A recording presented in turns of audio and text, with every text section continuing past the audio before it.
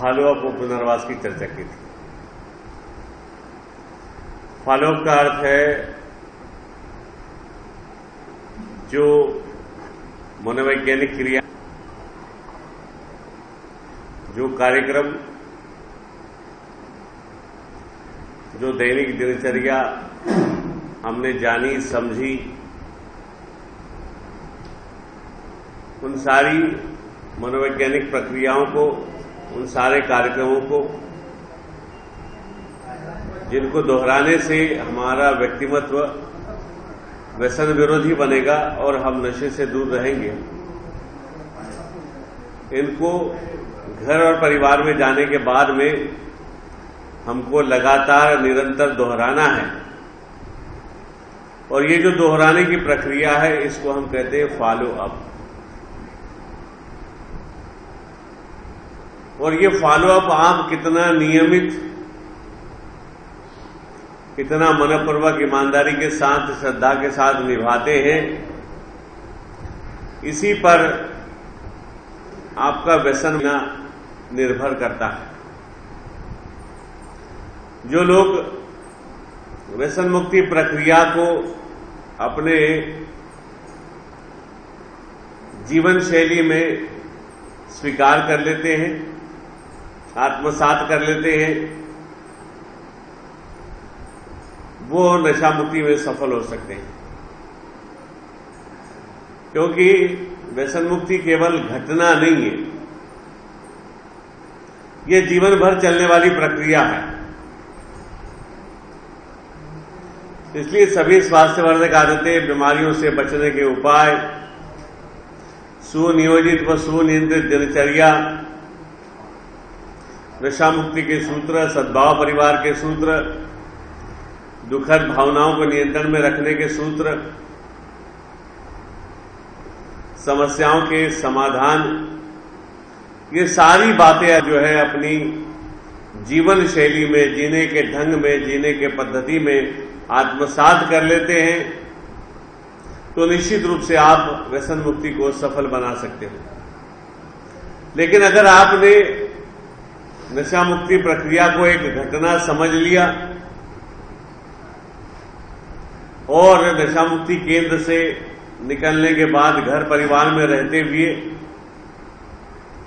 आपने उसका त्याग कर अपनी जो पुरानी जीवन शैली थी, जीवन पद्धति थी, उसको अगर आपने फिर से दोबारा दोहराया, तो इसकी पूरी संभावना है कि आप दोबारा नशे के जाल में फंसोगे और उससे आपका आत्मविश्वास समाप्त हो जाएगा। आपका व्यक्तिमत्व जो है और भी ज्यादा नीचे की तरफ चला जाएगा। इसलिए यहां पर नशा मुक्ति केंद्र में आप ये सारी प्रक्रिया को, जो कार्यक्रम यहां पर आपको बताए जा रहे, जो मनोवैज्ञानिक प्रक्रिया आपको सिखाई जा रही है, उसको आप जाने, समझे और हमेशा के लिए अपने जीवन शैली में, जीवन पद्धति में आप उसको आत्मसात करें। इसी को मैंने फॉलो अप करना कहा। पुनर्वास के बारे में मैंने कहा कि पुनर्वास का अर्थ है कि हमारे जीवन में जो सिस्टम्स बिखर चुकी है, उनको फिर से हमें स्थापित करना है।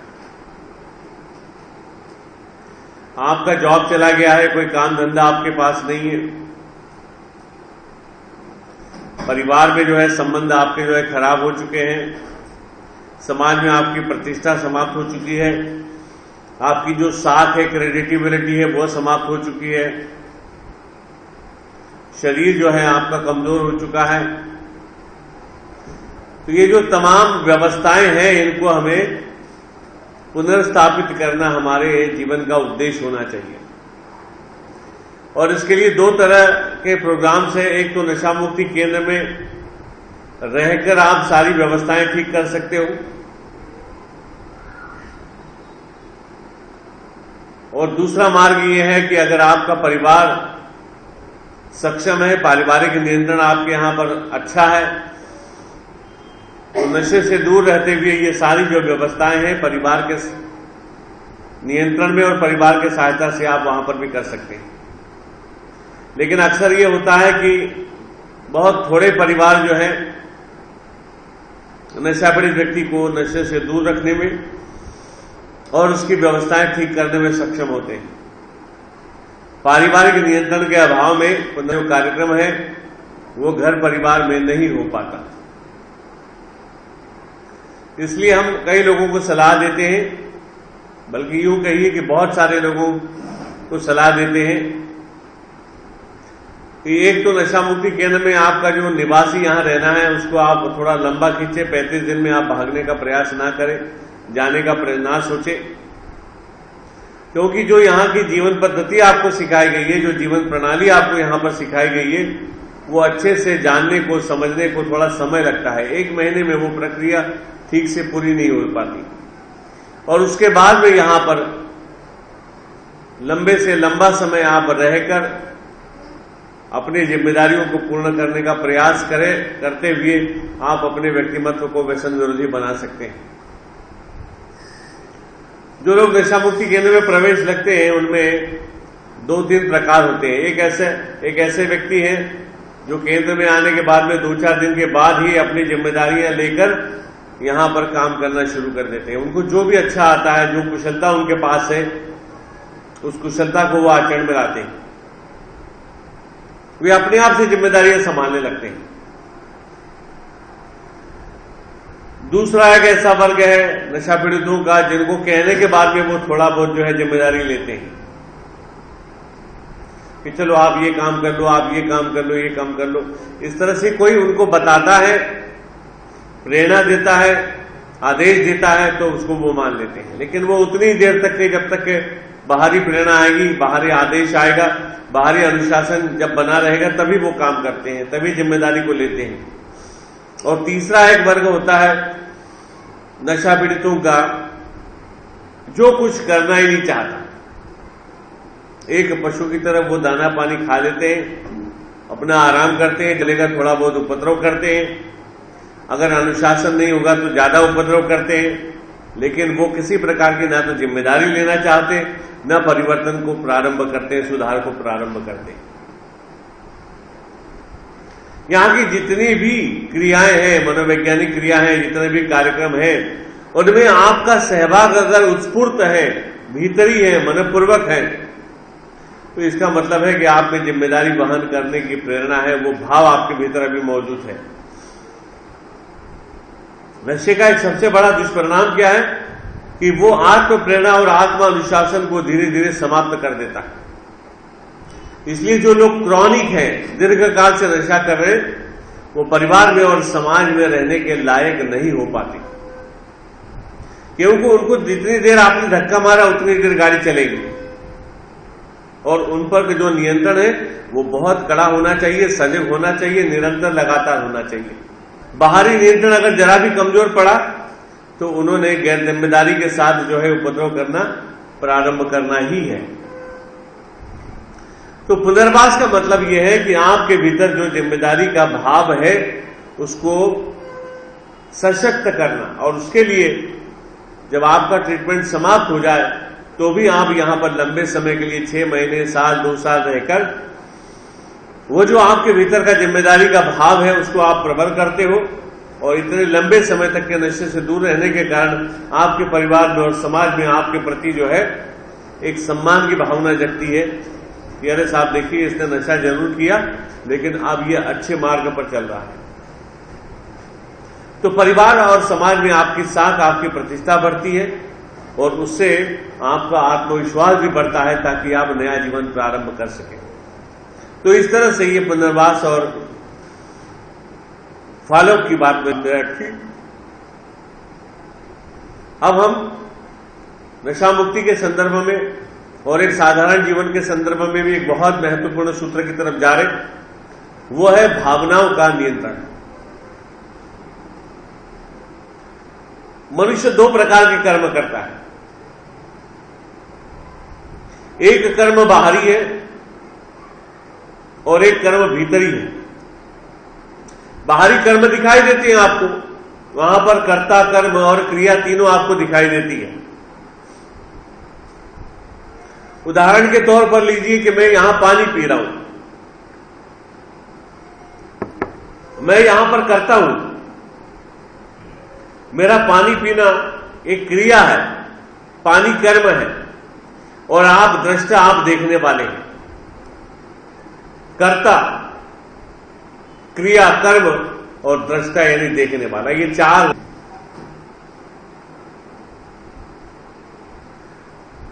एक क्रिया जब घटती है तो वहां पर चार उसके घटक होते हैं। एक कर्ता होना जरूरी है, कर्म होना जरूरी है, और जो क्रिया हो रही है उसको देखने वाला है। इस तरह से चार बातें हो गई, चार बिंदु हो गए। जैसे मैंने अभी आपके सामने उदाहरण दिया कि मैंने पानी पिया, यहां पर मैं करता हूं, पानी कर्म है, और पानी पीने की क्रिया मेरी आपने देखी, आप जो है दृष्टा है। इस तरह से ये चार बातें सब आपको बाहरी तौर से दिखाई दे रही है। कर्ता जो है कर्म को देख रहा है, क्रिया को देख रहा है, और जो दृष्टा है देखने वाला उसको भी देख रहा है। वैसे ही दृष्टा भी है, दृष्टा यानी देखने वाला, वो कर्ता को भी देख रहा है, कर्म को भी देख रहा है, क्रिया को भी अनुभव कर रहा है। यहां पर कर्ता और यानी देखने वाला दोनों अलग अलग है, दोनों एक दूसरे को देख रहे हैं, अनुभव कर रहे हैं। वैसे ही वो कर्म को भी और क्रिया को भी देख रहे हैं, अनुभव कर रहे हैं। ये बाहरी क्रिया है। बाहरी क्रिया में कर्ता, कर्म, क्रिया और दृष्टा दृश्य है, देखे जा सकते हैं। लेकिन अगर मैं कहूं कि मैं विचार कर रहा हूं, मैं कल्पना कर रहा हूं, मैं याद कर रहा हूं, तो यहां पर कर्ता तो है, लेकिन कर्म नहीं दिखाई दे रहा, न क्रिया दिखाई दे रही है। और जब दिखाई नहीं दे रही तो दृष्टा कहां से होगा? तो वो दृष्टा मेरे ही भीतर है। तो कर्ता, कर्म, क्रिया और दृष्टा चारों अदृश्य है। भले मैं घोषणा कर रहा हूं कि मैं विचार कर रहा हूं, मैं कल्पना कर रहा हूं, मैं किसी को याद कर रहा हूं, मैंने घोषणा की, लेकिन जो बाहरी लोग हैं वो मेरे पर विश्वास कैसे करें? क्योंकि ना तो आप विचार देख पा रहे, ना विचार करने की क्रिया देख पा रहे। केवल आप कर्ता की जो कह रहा है कि मैं करता हूं, उसकी बात केवल आप सुन रहे हैं। कर्ता पर भरोसा भी अगर आपने कर लिया तो ना तो आप जो है विचार देख पा रहे, ना विचार करने की क्रिया का अनुभव आपको हो रहा है। इसलिए जो मानसिक क्रियाएं हैं उनको भीतरी क्रिया कहा, और उसमें कर्ता, कर्म, क्रिया और दृष्टा सब भीतर होते हैं। मानसिक क्रियाओं को अंदरूनी क्रियाएं क्यों कहा गया या आत्म क्रियाएं क्यों कहा गया? क्योंकि मानसिक क्रिया, कर्ता, कर्म, क्रिया और दृष्टा यानी देखने वाला चारों भीतर है, बाहर कुछ भी नहीं है जो दिखाई देगा दूसरों को।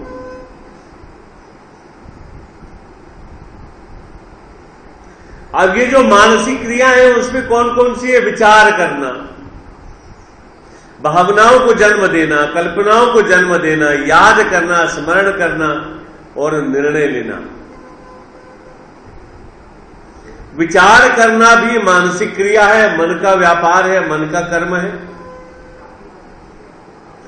भावनाओं को जन्म देना, इच्छाओं को जन्म देना भी जो है मानसिक क्रियाएं हैं, अपने भीतर घटती है। स्मरण करना या कल्पना करना भी जो है मानसिक क्रियाएं हैं। तो विचार, भाव, इच्छाओं को जन्म देना, याद करना, कल्पना करना, ये पांचों जो है मानसिक क्रियाएं हैं, यानी इनमें कर्ता, कर्म, क्रिया और दृष्टा सब भीतर होते हैं।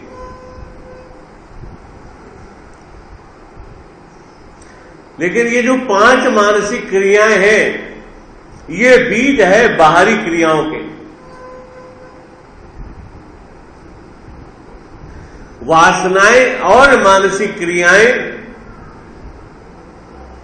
ये बाहरी क्रियाओं के जन्मदाता है, बीज है।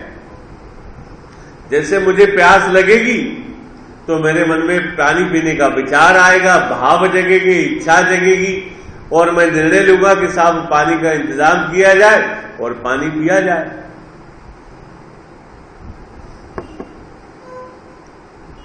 जो क्रियाएं हम देखते हैं, जिनको मैंने बाहरी क्रियाएं कहा, पानी पीना, रोटी खाना, गाली देना, शराब पीना, कपड़े धोना, बर्तन मांजना, जितनी भी बाहरी क्रियाएं हैं जिनको हम देख सकते हैं,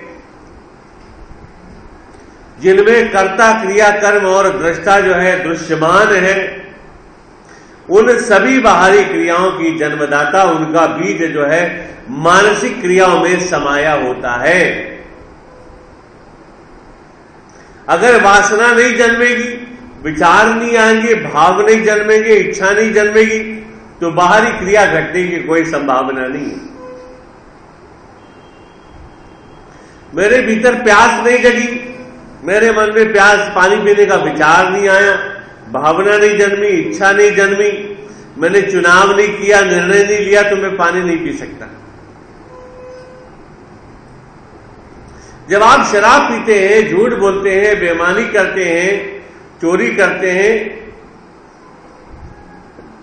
तो आपके भीतर विचार जन्मते हैं, भाव जन्मते हैं, इच्छा जन्मती है और मौका मिलने के बाद में आप निर्णय लेते हो, तभी बाहरी क्रिया घटती है। बाहरी क्रिया घटने से पहले आपके भीतर मानसिक क्रिया घटना जरूरी है। पानी पीने का विचार, चोरी करने का विचार, झूठ बोलने का विचार जन्मना जरूरी है। फिर वो बार बार जन्मेंगे तो भाव जन्मेंगे, जब भाव मजबूत हो जाएंगे, बार बार जन्मेंगे तो इच्छाएं जन्मेगी, इच्छाएं जन्मेगी तो आपको जो है चुनाव करना पड़ेगा, हाँ क्या ना। और जब एक बार आपका चुनाव हो जाए तो मौका मिलते ही, संधि मिलते ही आप कर्म करते हो।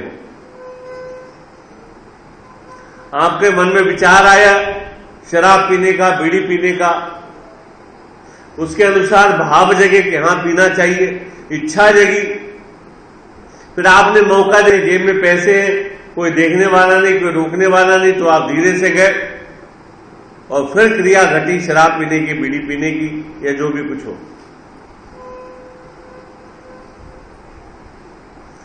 किसी भी बाहरी क्रिया घटने से पहले आपके भीतर मानसिक क्रिया घटती है और उसके बाद ही आप बाहरी क्रिया करते हो।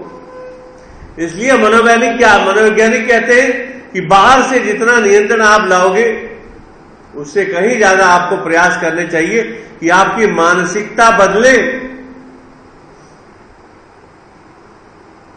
यानी क्या, शराब नहीं पीना है, झूठ नहीं बोलना है, बेईमानी नहीं करना है, चोरी ना करना है, ये तमाम तभी ज्यादा अच्छी तरह से रोकी जा सकती है जब आपके मानसिक क्रियाओं के द्वारा इन पर नियंत्रण लाया जाए। यानी क्या कि मैं शराब पीता हूं तो मेरे मन में शराब पीने का विचार ही ना आए, उस प्रकार के भाव ना जन्मे, उस प्रकार ना जन्मे, मुझे मौका ना मिले। अगर ऐसा बंदोबस्त मैं करता हूं तो क्रिया होगी ही नहीं। जो बुरी आदतें हैं, जो बुरी बातें हैं, जो बुरे कर्म हैं, उनसे बचने के लिए आपको क्या करना चाहिए?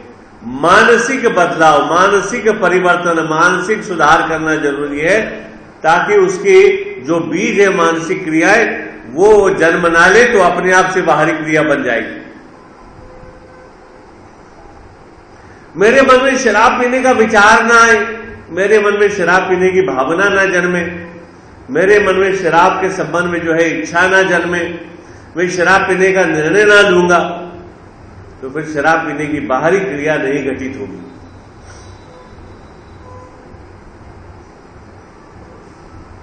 इसलिए हम विचार, भावनाएं, इच्छाएं, कल्पनाएं और कर्मों का चुनाव कैसे हम अच्छा करेंगे, नहीं करेंगे, योग्य करेंगे, उसके दिशा में हम जानकारी प्राप्त कर रहे हैं। पहले हमको बुरे विचारों से कैसे मुक्ति पाना है वो सीखना पड़ेगा, क्योंकि वो बीज है। हमारा मन विचारों को जन्म देता है, भावनाओं को जन्म देता है, इच्छाओं को जन्म देता है, मौका ढूंढता है और निर्णय लेता है कर्म करने का। 5 मानसिक क्रियाएं मैंने आपके सामने रखी। हम इनमें ही सुधार लाना चाहते, परिवर्तन लाना चाहते, ताकि अगर ये नहीं चल पड़ेंगे तो बाहरी क्रियाएं नहीं होगी। साधना के द्वारा, अभ्यास के द्वारा मैं अपने मन को ऐसा परिवर्तित करना चाहता हूं या करता हूं कि मेरे मन में बुरा विचार ना आए, बुरी इच्छा ना जन्मे, मैं बुरी कल्पना ना करूं, गलत निर्णय ना लूं। अगर इस तरह का बंदोबस्त मैं करता हूं तो मेरे हाथों से बुरा कर्म नहीं होगा। तो चलिए पहले चरण पर हम देखते हैं कि साहब बुरे विचारों को कैसे रोकेंगे हम। आपके मन को द्वार हैं और खिड़कियां भी हैं। आपके मन में एक द्वार है जिसके द्वारा अच्छे बुरे सही गलत विचार घुसते हैं। एक प्रवेश द्वार है आपके मन में इंद्रियों का, उसके माध्यम से आपके मन में बुरे विचार, बुरी भावनाएं, बुरी इच्छाएं, बुरी कल्पनाएं और बुरे निर्णय जो है आपके भीतर प्रवेश करते हैं।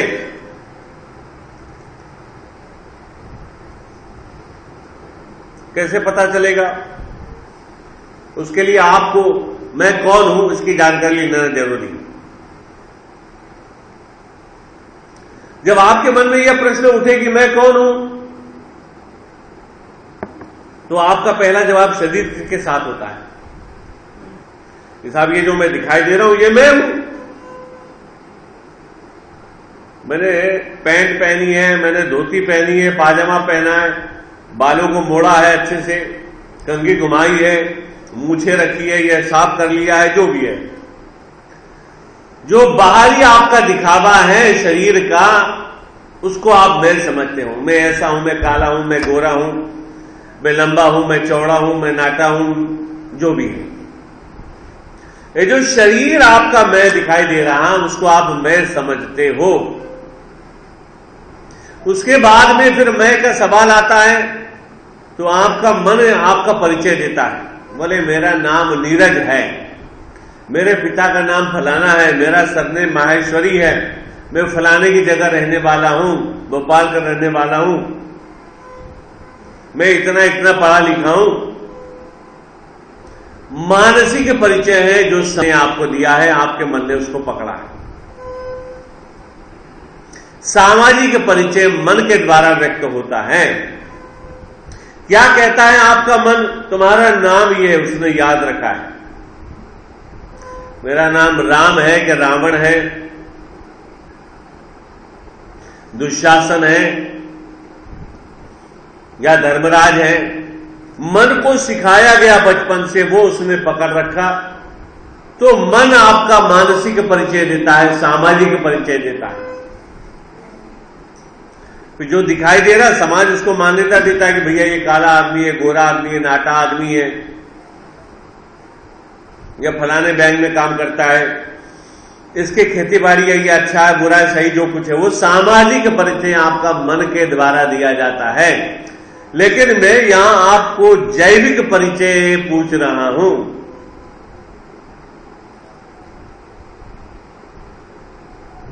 क्या है आपका जैविक परिचय? तो आप बने हैं एक शरीर, मन और आत्मा के द्वारा। एक मनुष्य क्या है? शरीर, मन और आत्मा का भीतरी योग, भीतर से जुड़ा हुआ है, बाहर से नहीं। कि कोई एक मन है रस्सी से आपको बांध दिया, कोई एक आत्मा है आपको रस्सी से बांध दिया, ऐसा नहीं है। एक मनुष्य का वास्तविक या जैविक परिचय क्या है? कि वह शरीर, मन और आत्मा का भीतरी योग है। योग यानी जोड़ना, भीतर से जोड़ना।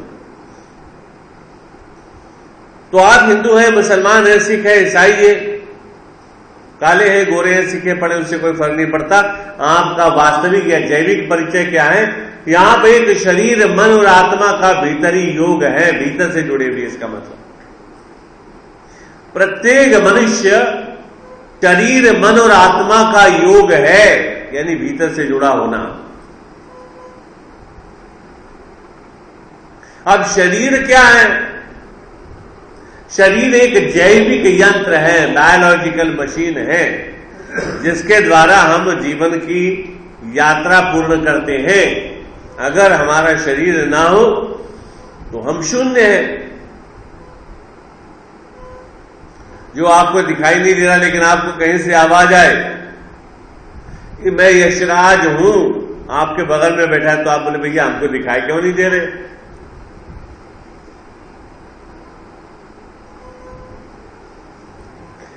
जैविक परिचय ये वास्तविक परिचय है कि आप एक शरीर है, जो आपका शरीर प्रकृति ने, परमात्मा ने बनाया है, नियंत्रित करता है। जबकि शारीरिक परिचय के कारण आपके मन में यह भ्रम होता है कि मैं शरीर हूं, या फिर कम से कम शरीर का मालिक हूं।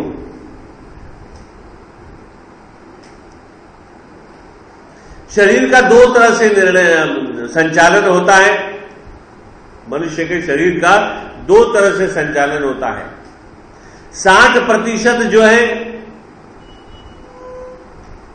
वासनाओं के द्वारा, प्रकृति के द्वारा नियंत्रण होता है, और 40% जो है, यूं हम कह सकते हैं, वो हमारा मन नियंत्रित करता है।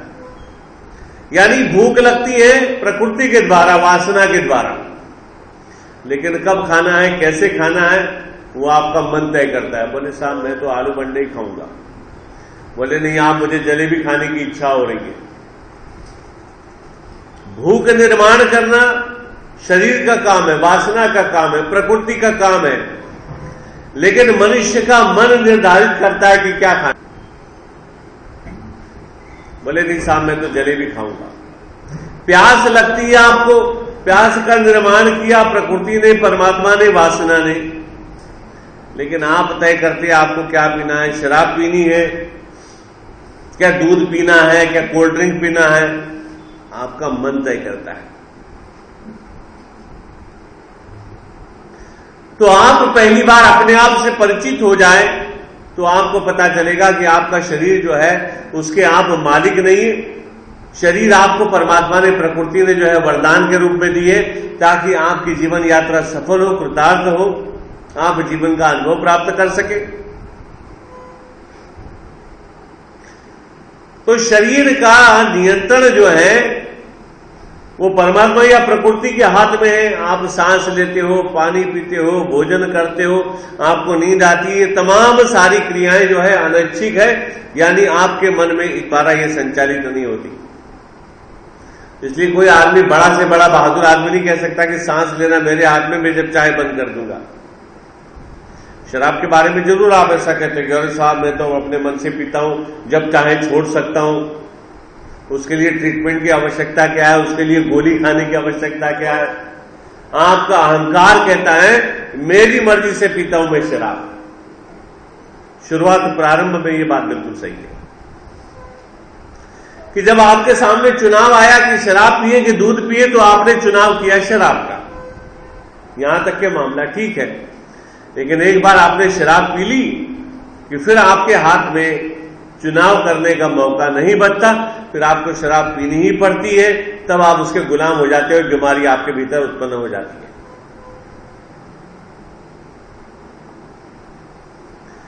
फिर जैसे मैंने कहा कि आप शरीर, मन और आत्मा का योग है।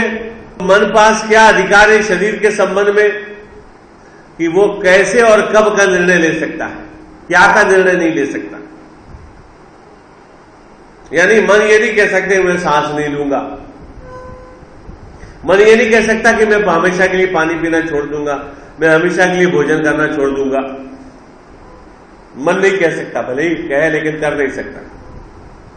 लेकिन मन ये कह सकता है कि जब मैं सांस लूंगा तो सुगंध लूंगा, दुर्गंध नहीं लूंगा। भोजन करूंगा तो मैं मुर्गा मसल्लम खाऊंगा, मैं शाकाहार नहीं करूंगा।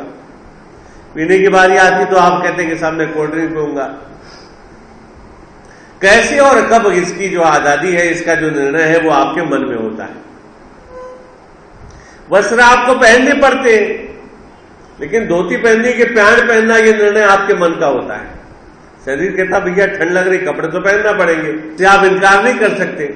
लेकिन पर कौन से कपड़े पहनना है, कब पहनना है, इसके लिए मन को अधिकार है। और आत्मा क्या है? फिर आत्मा क्या है? दृष्टा है, देखने वाला है। जो भी कुछ हो रहा है उसको देखना ही साक्षी भाव का, आत्मा का स्वभाव है। यानी कैसे? मैंने जो आपको अंदरूनी क्रियाएं कही कि अभी आप यहां पर बैठे हैं, कुछ लोग तो एकाग्र होकर, एक चित्त होकर सुन रहे, लेकिन कुछ लोग भीतर ही भीतर जो है तिलमिला रहे। बोले यार क्या रोज रोज लेक्चर सुनाते हैं, हमारे पल्ले तो कुछ पड़ता नहीं, क्या लाभ होगा भगवान जाने, लेकिन जबरदस्ती में प्रवचन सुनना पड़ता है। अब ये जो क्रिया आपके भीतर घट रही है कोई नहीं देख सकता। ऊपर से आप राम राम करते हो, नमस्कार करते हो, भीतर गाली दे सकते हो। अरे बोले नंबर 1 कब है? ये तो क्या है, मुझे जो है भैया अभी बुराक लेने लिए इसलिए नमस्कार कर रहा हूं। देखिए हंस रहे कुछ लोग। आपके मन में जो घटता है मानसिक क्रिया है उसको कोई देख नहीं सकता, ये सुविधा आपके साथ है। इसलिए मनुष्य पाखंडी बन सकता है बड़े आसानी से। एक तरफ पूजा पाठ चल रहा होता है, दूसरी तरफ खेती बाड़ी के घर दार के विचार आते हैं। मंदिर में बैठे हैं आप, प्रार्थना हो रही है, आरती भी आप कर रहे हैं, मुंह से शायद आरती भी बोल रहे हैं, यहां पर भी होती है ना प्रार्थनाएं, आप बोल रहे हैं, शब्दों से आपके बाहरी क्रिया हो रही है, लोगों को सुनाई दिख रही, लोग देख भी रहे कि आप शब्दों से बोल रहे, लेकिन मन ही मन में और कोई विचार जम रहे। यदि यार मैं यहां से कैसे जाऊंगा, कब जाऊंगा, क्या करना पड़ेगा, किसको पकड़ना पड़ेगा, क्या उपाय होंगे, और क्या हो रहा है? बाहर प्रार्थना हो रही है, हे प्रभु आनंद दाता वगैरह वगैरह। पाखंड का मतलब है कि आपकी शारीरिक क्रिया और मानसिक क्रिया में तालमेल ना होना। इधर नशा मुक्ति जिंदाबाद, नशा मुक्ति जिंदाबाद कह रहे हैं आप मुंह से, भीतर योजना बन रही कि कैसे तंबाकू मिलेगी, कहां से मिलेगी, जरा प्रयास किए जाए, किसको पकड़ना पड़ेगा हाथ से कि भैया तंबाकू कहां से मिलेगी, तुम पुराने हो, जरा रास्ता दिखाओ, मैं भी तुमको दूंगा थोड़ी बहुत। शरीर शारीरिक क्रिया और मानसिक क्रिया में जब भेद हो जाता है, जब वो परस्पर विरोधी हो जाते हैं, तब कहा जाता है कि साहब आप पाखंड में जी रहे हैं, आपकी मनस्थिति जो है वो पाखंडी हो चुकी है। आपको मौका है पाखंडी होने का हर पल हर क्षण। इसलिए एक कहावत बनी, बगल में राम, मुख में राम, बगल में छुरी। ये कहावत का मतलब क्या है कि आप कह रहे हो, आपकी कथनी और करने में बड़ा अंतर है, क्योंकि मानसिक क्रियाएं आपकी अलग है और शारीरिक क्रिया जो है आप दिखावे के लिए कर रहे हैं। यह स्वतंत्रता, ये आजादी आपको मिली हुई है कि आप कह कुछ सकते हैं, कर कुछ सकते हैं, लेकिन उससे क्या होता है, आपका व्यक्तिमत्व खंडित हो जाता है। उसको कहते हैं पाखंड में जीना।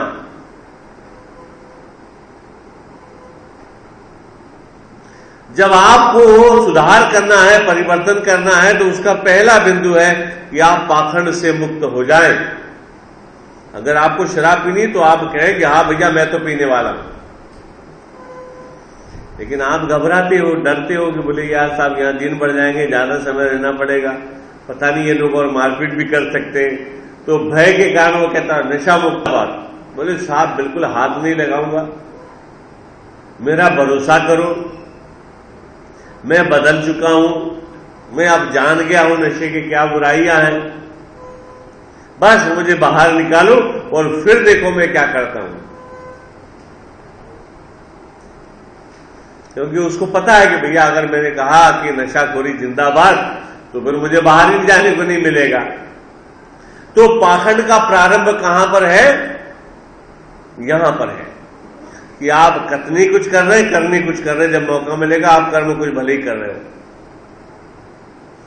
तो सुधार और परिवर्तन के लिए पहला सूत्र है कि आप अपने मन में और शरीर में एक सूत्रता लाए, जो आप कह रहे हैं वो करने की आप जो है जिम्मेदारी लिए, उतना धैर्य और साहस बढ़ाए कि भैया मैं जो कहूंगा वही करूंगा, या जो करता हूं उसी को स्वीकार करूंगा। तो चलिए हम विचारों की तरफ चलते हैं। पहले बीज है विचारों के, जो आपके मन में बार बार विचार आएंगे वही कर्म आप करोगे। विचार बीज है आपके भीतर के। अब अच्छे विचार कहां से आएंगे और बुरे विचारों का जो है सफाया कैसे होगा? मैंने कहा पहले हमारे पूर्वजों ने क्या कह रखा है, बुरा मत देखो, बुरा मत सुनो, बुरा मत कहो। यानी आपके मन में जो बुरे विचार आ रहे हैं उनको निकाल के फेंको। आपके मन में जो बुरे जो है उपद्रवी भावनाएं जन्म रही उनको नियंत्रण में रखो। और आप जो चुनाव कर रहे हैं वो सही लोगों का चुनाव करें, सही निर्णय का चुनाव करें।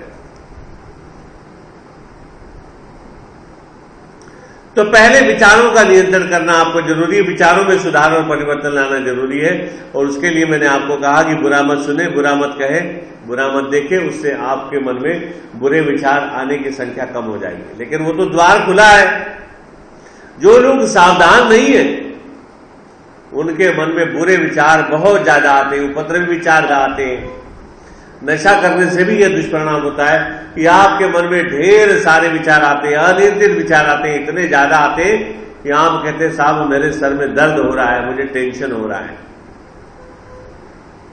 अनियंत्रित विचार आ रहे, उपद्रवी विचार बार बार आ रहे, तो आपके मन में तनाव जन्मेगा, सर दर्द होगा, आपको जीना मुश्किल हो जाएगा। उसके लिए आप पाखंड क्या करते हो? आप कहते हैं कि कहना कुछ भी हो लेकिन करना आपके अपने हाथ में, तो अपन तो वही करेंगे। उससे और ज्यादा पाखंड बढ़ जाता है, उससे और ज्यादा तनाव बढ़ता है, क्योंकि फिर लोग जो है आपको जो है प्रतिसाद नहीं देते, आप पर भरोसा नहीं करते। इसलिए हमारा पहला कदम होना चाहिए कि हम अपने विचारों का नियंत्रण करें। जो हमारे मन में उपद्रवी विचार आते हैं, हिंसा के विचार आते हैं, आत्महत्या के विचार आते हैं, दूसरों के बुरा करने का विचार आते हैं, उन पर कैसे नियंत्रण पाए? हम घोषणा तो कर देते कि आप मेरे शराब पीने का विचार ही नहीं आता। नंबर 1 का झूठा आदमी। आएगा जरूर, विचार क्यों नहीं आता? इतने दिनों से पी रहे हो, तुम्हारे मन में शराब पीने का विचार नहीं आएगा, ये सब भावना ही नहीं है। जो आपकी पुरानी आदतें हैं उसके अनुसार तो पहले बार विचार जन्मेंगे ही जन्मेंगे। तभी आपका व्यक्तिमत्व जो है व्यसन विरोधी बन सकता है, जब आप वो विचारों का निर्धारण करोगे। अब ये कैसे करना है? जैसे एक द्वार है, खिड़कियां हैं, आप क्या करते हो? आप वहां द्वारपाल बिठाओगे, सुरक्षा की व्यवस्था करोगे, दरवाजे लगाओगे, खिड़कियां लगाओगे, उसमें ताले लगाओगे, जब तो सुरक्षा होगी आपके मकान की। अगर रात के समय में जब सब लोग सो रहे, अगर आपने अपने दरवाजे खिड़कियां खुली रखी तो क्या होगा? चोरी हो जाएगी, हो सकता है लोग आपको भी उठा के ले जाएं। रात के समय में अगर आपने दरवाजे खिड़कियां खुली छोड़ी तो फिर आपको कोई नहीं बचा सकता। बिल्कुल ठीक, आपको अपने मन के जो द्वार है वहां पर प्रहरी बैठाना जरूरी है, चौकीदार बिठाना जरूरी है। कौन है वो चौकीदार, कौन है प्रहरी, कहां से लाओगे आप? वही आत्मा है। आपके मन में सुबह से लेकर रात को सोने तक जितने भी विचार आते हैं उनको जानने वाला, उनको समझने वाला, उनको अनुभव करने वाला, उनको देखने वाला एक दृष्टा, एक साक्षी, एक पहरेदार आपके मन में भीतर बैठा हुआ है। उसको कहते हैं हम आत्मा। आपके मन में क्या विचार आ रहे मुझे समझने की कोई संभावना नहीं है, क्योंकि मैं उनको देख नहीं सकता, अनुभव नहीं कर सकता। लेकिन आपके ही भीतर एक ऐसी शक्ति बैठी है जिसको मैंने दृष्टा कहा, जिसको मैंने साक्षी कहा। वो आपके मन में जो विचार जन्मते, जो भावनाएं जन्मती, इच्छाएं जन्मती है, उनको निरंतर लगातार देखती है, अनुभव करती है। अपने मन में क्या क्या हो रहा है, कौन से विचार जन्म रहे, कौन सी इच्छाएं जन्म रही, कौन सी भावनाएं जन्म रही है, कौन से निर्णय लिए जा रहे हैं, इसको जानने वाली एक शक्ति आपके भीतर है। उसी को हम आत्मा कहते हैं, विवेक बुद्धि कहते हैं, कॉन्शियस कहते हैं। उसका विकास, उसको मजबूत आप कैसे कर सकते हो? पीटी योगा से, ध्यान से, प्राणायाम से। उसको आपको यहां पर मजबूत करना है, उसका अभ्यास हम लोग यहां पर कर रहे हैं। अब किसान कैसे काम करता है उसका मैं एक उदाहरण दूं तो मेरी बात आपके जल्दी समझ में आ जाएगी। एक खेत में किसान बढ़िया जो है मेहनत करता है गर्मी के दिनों में, वहां पर खाद बिछाता है, फिर बारिश के होने पर बढ़िया फसल लगाता है। लेकिन फसल लगाने के बाद में, बीज बोने के बाद में अगर घर को आकर वो सो गया बढ़िया, बोले साहब अब क्या जून जुलाई महीना आया, बारिश हो गई, मैंने बढ़िया बीज बो दिए, अब मैं रोज आराम करूंगा और दिवाली के बाद में जब मौसम आएगा फसल काटने जाऊंगा। गया वो फसल काटने। क्या हुआ साहब, वहां पर ढोर डंगर खा गए, चिड़ियां खा गई, और जो तुम्हारे जो बीज आपने बोया था उसको जो है घास फूस ने दबा दिया। तो नारायण सिंह कहने लगे, यार मैंने तो ज्वार बोई थी, लेकिन यहाँ ज्वार नजर नहीं आ रही। काटने गए तो बोले, साहब यहाँ तो पिल्लू बिल्लू क्या पता नहीं क्या क्या घास फूस बड़ा हो गया है।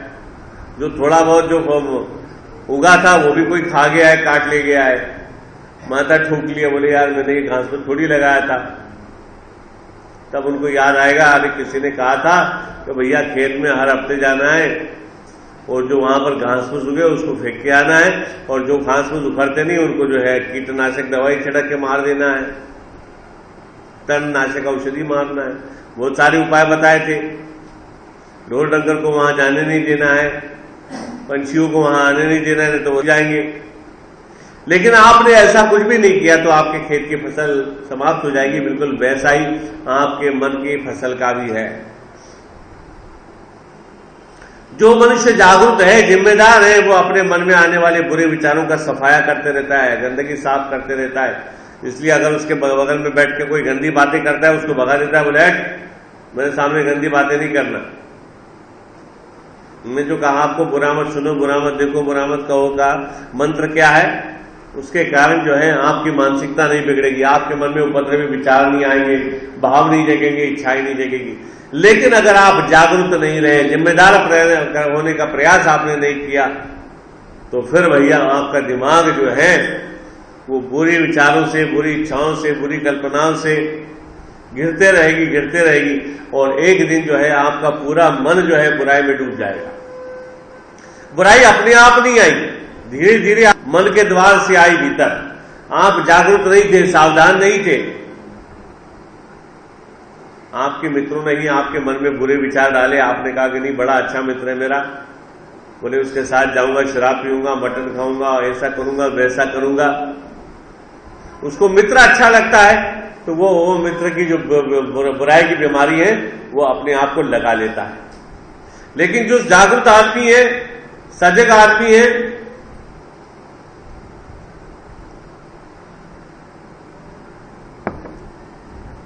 जिम्मेदार आदमी है, वो पहरा देता है अपने मन के द्वार पर कि गलत विचार ना आ जाए, गलत भाव ना जन्मे, गलत इच्छा ना जन्मे, गलत निर्णय ना हो। आपके घर में आप किसी को भी आने देते हो क्या? जो अपरिचित है, जिसको आप जानते समझते नहीं, या जो बुरा है उस आदमी को आप प्रवेश नहीं करें तो भैया बोले कहां जा रहे हो, चलो बाहर। लेकिन विचारों के मामले में क्या होता है कि आपके बगल में बैठा हुआ विचार जो आदमी है वो गंदे से गंदे विचार, उपद्रवी विचार आपके दिमाग में डाल देता है और आप उसको स्वीकार कर लेते हो।